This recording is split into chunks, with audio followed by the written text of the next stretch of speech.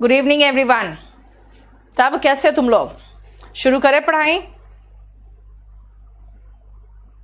App पे चल रहा है बेटा, सब पे चलेगा, ऐप पे चलेगा और फिर आपका लैपटॉप पे चलेगा। लेकिन अगर दोनों में खोल के बैठ जाओगे तो एक से लॉग आउट हो जाओगे, ये ध्यान रखना। लाइव आ जाओ जल्दी, इतना हड़बड़ी किस बात का? एक पूछ रहा है इज देयर एनीवन? चलिए, हम लोगों ने मैथ्स और जीएस वगैरह सब लॉन्च कर दिया है, वो आप लोग देख लेना, ठीक है?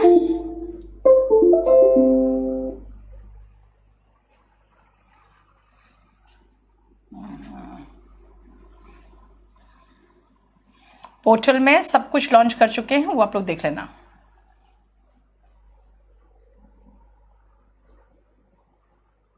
और वर्ब के फॉर्म्स याद करने शुरू कर दिए ना तुम लोगों ने?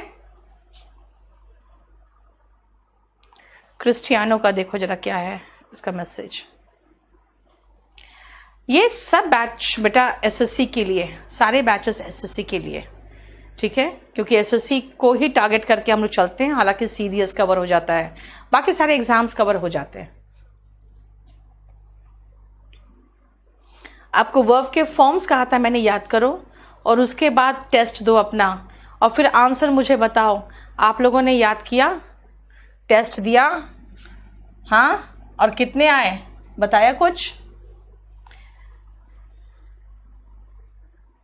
बेटा क्लास थर्ड में नहीं, क्लास सेकेंड भी मैंने 75 पेज पीपीटी दे दिया है। क्लास सेकेंड में ही मैंने पीडीएफ 75 पेजेस दे चुकी थी। अब क्लास 75 पेजेस तक खत्म होगा तब ना मैं आगे का लोड करूंगी, है ना?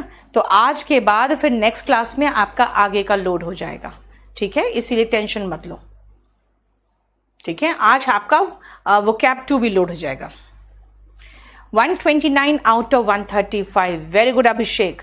अभिषेक का है, अभिषेक गुर्जर का 129 आउट ऑफ 135, बहुत अच्छी है, बहुत अच्छा स्कोर है। हमेशा आप आता रहता है लाइव में भी क्या? ओके, 3 गलत थे, बहुत अच्छा। अंकुर 121, ठीक है अंकुर, लेकिन थोड़ा सा और ठीक करो। नवनीत थोड़ा और ठीक करना पड़ेगा, आपका 100 है। रेगुलर वर्ब्स तो यार कोई भी कर ले रहा होगा, है ना? इर्रेगुलर भी तो देखना है ना, ठीक है? आप अच्छे से याद करो, बहुत अच्छे से, उसके बाद टेस्ट दो। क्योंकि आपका ये वर्ब के जो फॉर्म्स है ना, मैं आपको एक चीज बताती हूँ, ये वर्ब के फॉर्म्स पे ही आप इंग्लिश बोल पाओगे कि नहीं बोल पाओगे, वो पूरा इसी पर निर्भर करता है। और आपको मैं तो इतना ग्रामर पढ़ा दे रही हूँ कि आप अगर इंग्लिश का स्पोकन क्लास लोगे तो कहोगे यार इसमें तो मैंने ग्रामर कुछ पढ़ाया ही नहीं। क्योंकि स्पोकन में मैं ज्यादा स्पोकन पे कंसंट्रेटेड रहूंगी, इसलिए मैंने कहा आप इतना ग्रामर पढ़ रहे हो, इसके बाद तो इंग्लिश बोलना चाहिए। 125 आउट ऑफ 35 शुभम, शिवेंद्र 125, अमन 132, सतिंदर 104, ठीक है? चलेगा, कम से कम 120 के ऊपर भी जाओगे ना तो ठीक है, ठीक है? क्योंकि मैंने आपको तो काफी कंफ्यूजिंग दिया है।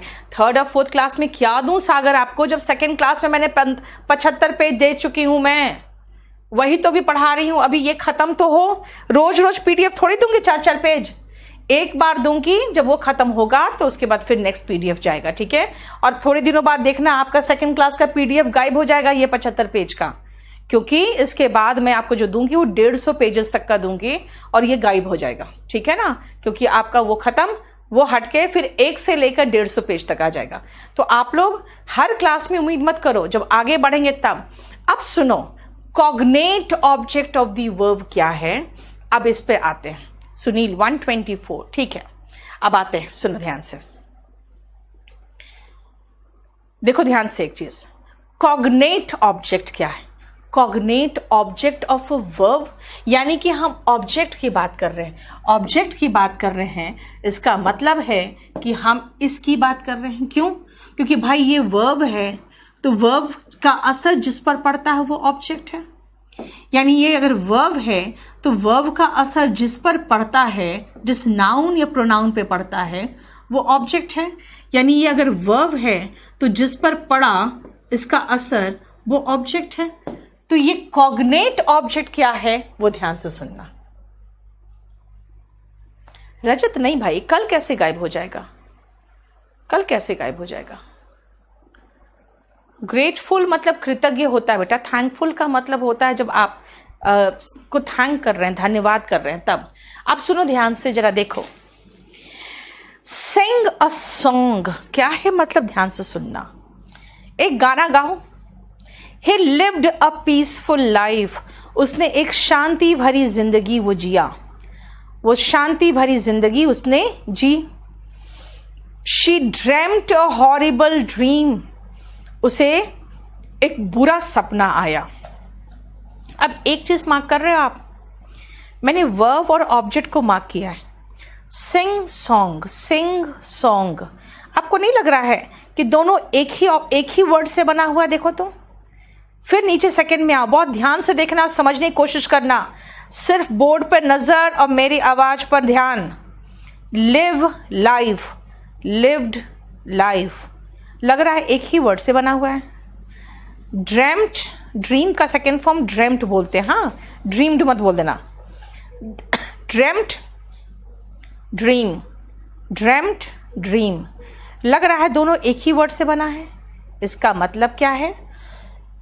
इसका मतलब है कि जब ऑब्जेक्ट उसी रूट से, उसी शब्द से बना हो जिससे वर्ब बना हो, यानी वर्ब और ऑब्जेक्ट एक ही वर्ड से निकला हो, एक ही शब्द से दोनों उत्पन्न हुआ है, तो हम क्या कहेंगे?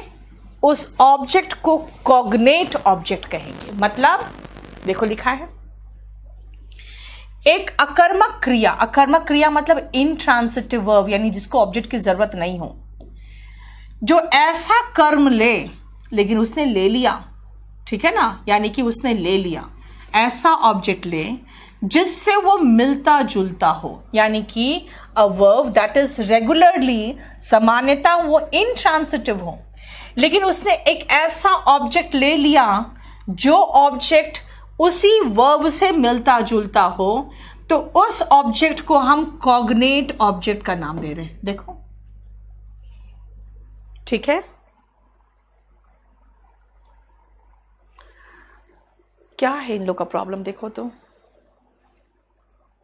विभा, कॉग्नेट ऑब्जेक्ट की बात कर रही हूं बेटा मैं, कॉग्नेट की बात खाली नहीं कह रही हूं, कॉग्नेट ऑब्जेक्ट की बात कर रही हूं मैं।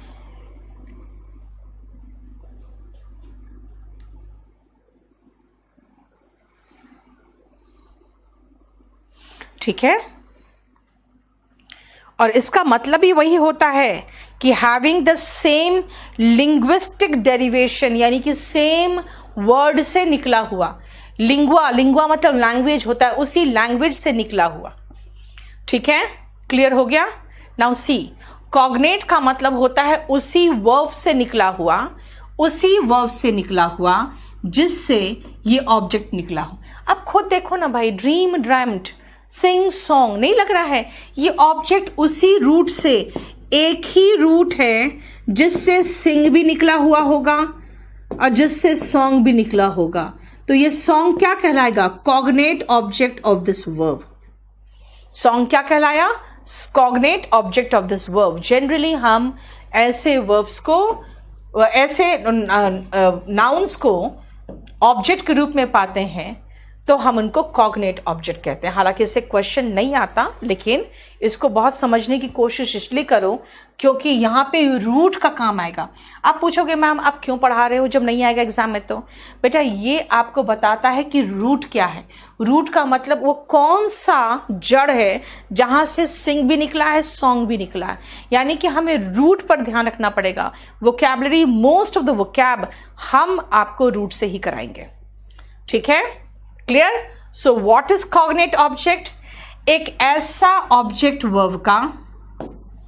वर्ब का एक ऐसा ऑब्जेक्ट, एक ऐसा ऑब्जेक्ट जो अपने वर्ब से मिलता जुलता हो, एक ऐसा ऑब्जेक्ट जो लगे जैसे उस वर्ब से ही निकला हुआ है जो वर्ब उस वाक्य में हो, एक ऐसा ऑब्जेक्ट जो थोड़ा बहुत परिवर्तित करने पर उसी वर्ब से बना लिया गया हो, यह है कॉग्नेट ऑब्जेक्ट। ठीक है, अब आते हैं कि ठीक है, प्राइमरी हेल्पिंग वर्ब आपको पहले पढ़ाया था मैंने, तो हमने सब कुछ कर दिया, फाइनाइट कर दिया, नॉन फाइनाइट कर दिया, ट्रांसिटिव इंट्रांसिटिव समझ में आ गया, उसके बाद हमें लिंकिंग वर्ब भी थोड़ा समझ में आ गया, स्टेटिव और डायनेमिक वर्ब है क्या ये भी समझ में आ गया। ओके, इरेगुलर वर्ब है जिसके तीनों फॉर्म्स या तो सेम है, या तो दो फॉर्म सेम है, या तो फिर बिल्कुल अलग अलग है। रेगुलर वर्ब क्या है, जिसमें ईडी लगाकर बनाया हुआ है ना। तो हमें सब तरह के वर्ब समझ में आ गए कि वर्ब को हमने डिवाइड किया था कितने फॉर्म्स में, कितने तरीके से।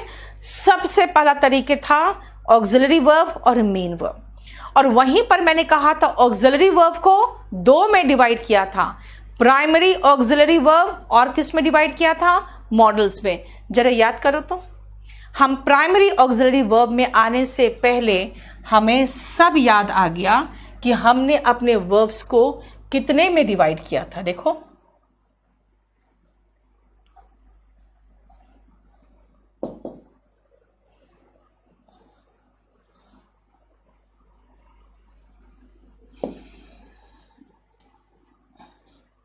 वो नहीं होता है छोटा ऐसे, चलिए।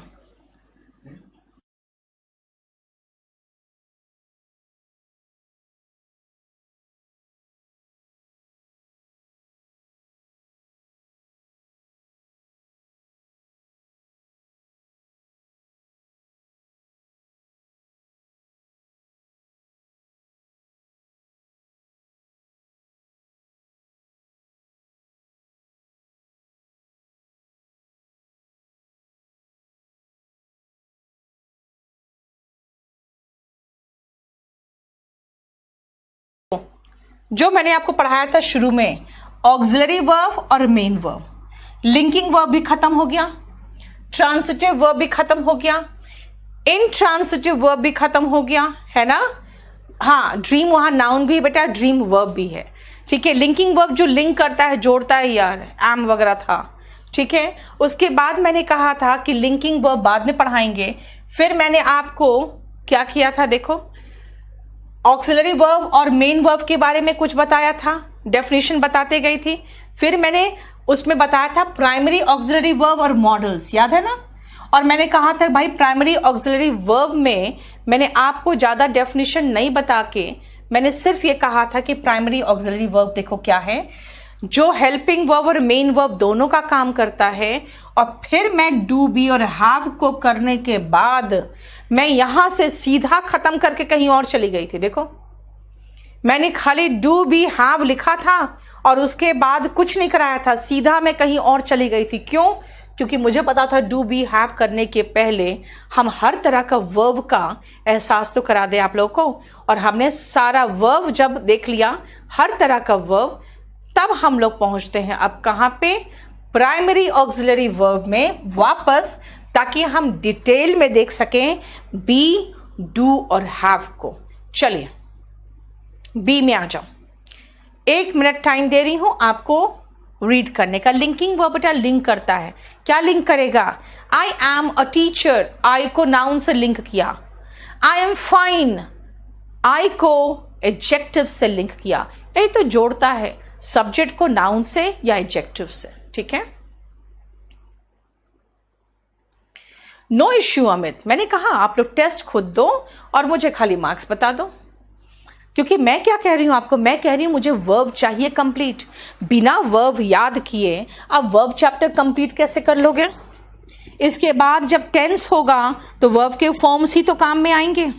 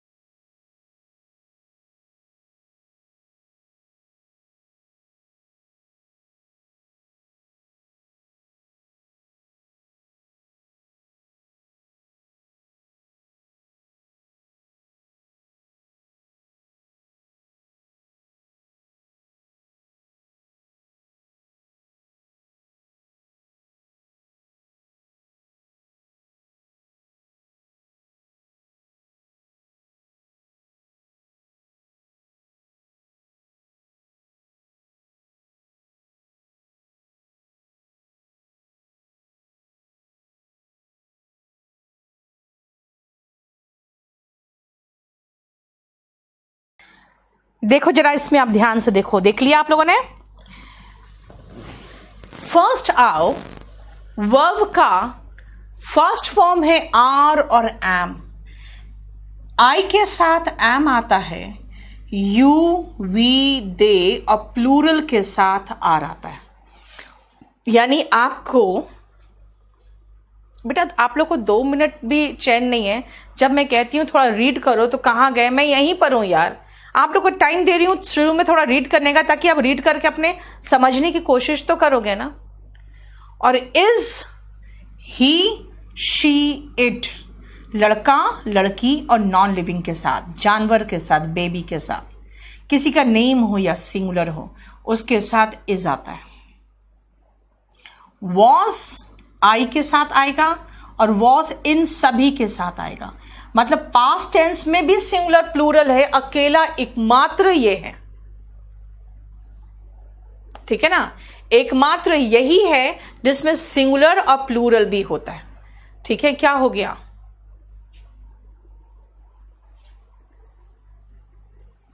ठीक है। अब देखो ध्यान से, वापस आओ। एम सिर्फ आई के लिए, ये सारे बहुवचन है। देखो वी, दे, यू।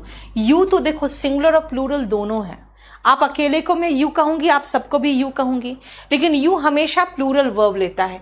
आई थोड़ा सा एक्सेप्शन है। क्या, देखो आई यहां पर तो एम लिया है, यहां पर एस वाला फॉर्म ले लिया, देखो वॉस ले लिया, और इज सभी सिंगुलर के साथ आया।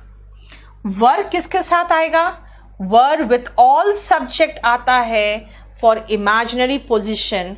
हालांकि देखा जाए तो यहां पे एक चीज मिसिंग है, वो जो मैं अभी लिख दे रही हूं, कर दे रही हूं, कि ये जो वर है ना, ये सारे प्लूरल के साथ भी आता है। इसीलिए प्लूरल अब यहां पे लिखने की जरूरत नहीं है आपको। यू, वी, दे और प्लूरल के साथ, ठीक है। आपको लिखने की जरूरत नहीं है, आपको जो आएगा नेक्स्ट उसमें करेक्टेड आ जाएगा। यू, वी, दे और प्लूरल के साथ वर आता है। क्लियर, देखो जरा ध्यान से। अब देखो बीन तो वो थर्ड फॉर्म है और बीइंग आईएनजी फॉर्म है। इसका मतलब है कि किसके साथ कौन आता है, पहले वो ध्यान से देखो।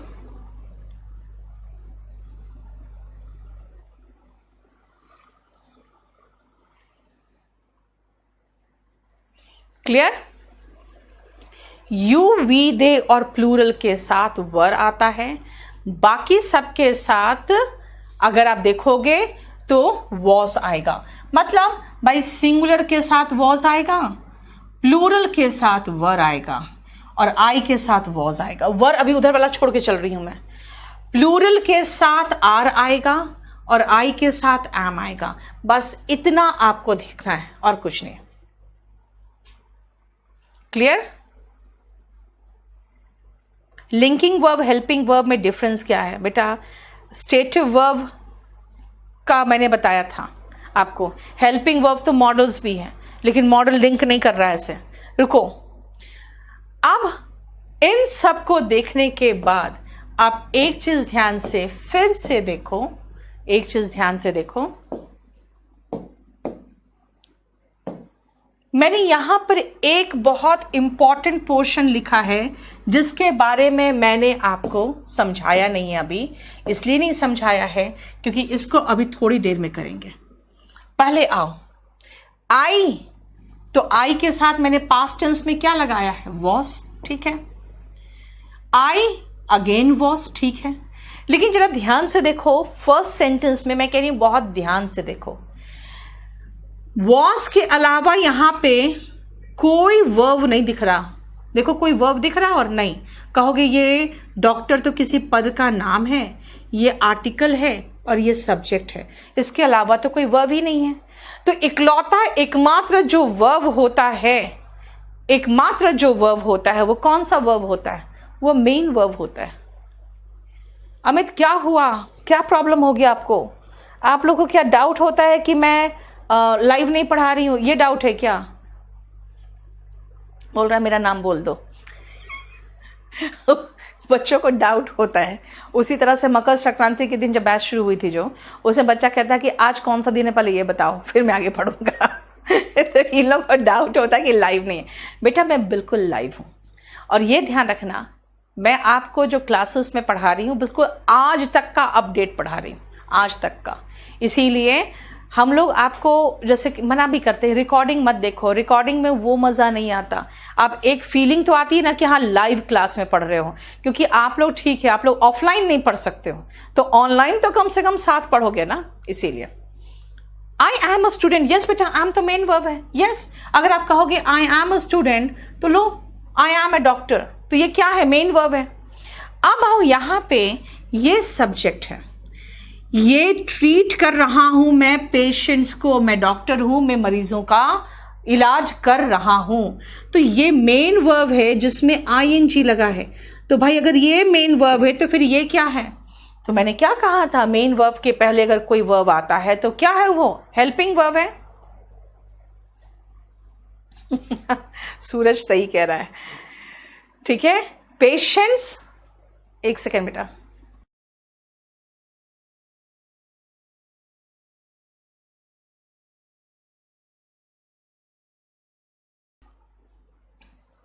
अब एक चीज मैं बता रही हूं आपको बच्चों, बात क्या है ना, आप लोग शायद अभी शुरुआत किए हो ना, आप लोग मुझे ज्यादा अच्छे से जानते भी नहीं हो, है ना, इसीलिए आप लोगों को कभी कभी कंफ्यूजन होता होगा।